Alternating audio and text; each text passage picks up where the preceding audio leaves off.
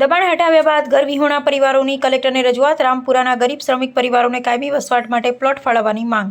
થરાદ તાલુકાના રામપુરા ગામે વર્ષોથી ઘાસચારા બોવાઠામાં ઝૂંપડા બનાવી વસવાટ કરતા દલિત, લુહાર અને કોળી ઠાકોર સમાજના ગરીબ શ્રમિક પરિવારનો રહેણાંક તાજેતરમાં દબાણ હટાવ ઝુંબેશ દરમિયાન દૂર કરવામાં આવ્યા હતા, જેના પગલે ઘર વિહોણા બનેલા પરિવારો દ્વારા કલેક્ટર સહિત તાલુકા અને જિલ્લા વહીવટીતંત્રને આવેદનપત્ર આપી કાયમી વસવાટ માટે જમીન અથવા મફત પ્લોટ ફાળવવાની માંગ કરવામાં આવી છે.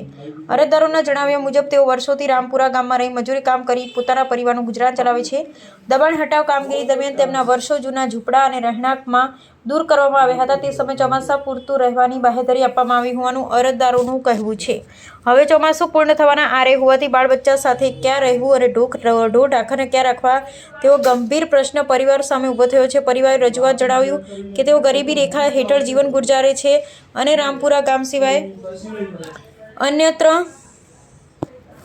કોઈ જમીન કે રહેણાંક પ્લોટ ધરાવતા નથી. તેઓ બિનખેડૂત હોવાથી પોતાના ખર્ચે જમીન ખરીદી ઘર બનાવવાનું પણ શક્ય નથી. તેથી માનવતાના ધોરણે રામપુરા ગામમાં જ કાયમી વસવાટ માટે સરકારી જમીનમાંથી જમીન ફાળવવા અથવા મફત પ્લોટ ફાળવી આપવામાં આવે તેવી માંગ કરવામાં આવી છે. ગરીબ પરિવારને ખુલ્લામાં રહેવાની ફરજ ન પડે, તેમના બાળકો તથા ઢોર ઢાંખર માટે સુરક્ષિત આશરો મળી રહે તે માટે તંત્ર દ્વારા તાત્કાલિક યોગ્ય નિર્ણય લેવામાં આવે તેવી માંગ ઉઠી છે. રજૂઆતની નકલ જિલ્લા વિકાસ અધિકારી વાવ થરાદ, તાલુકા વિકાસ અધિકારી થરાદ તેમજ રામપુરા ગ્રામ પંચાયતના તલાટી કમ મંત્રી અને સરપંચને પણ કાર્યવાહી માટે મોકલવામાં આવી છે.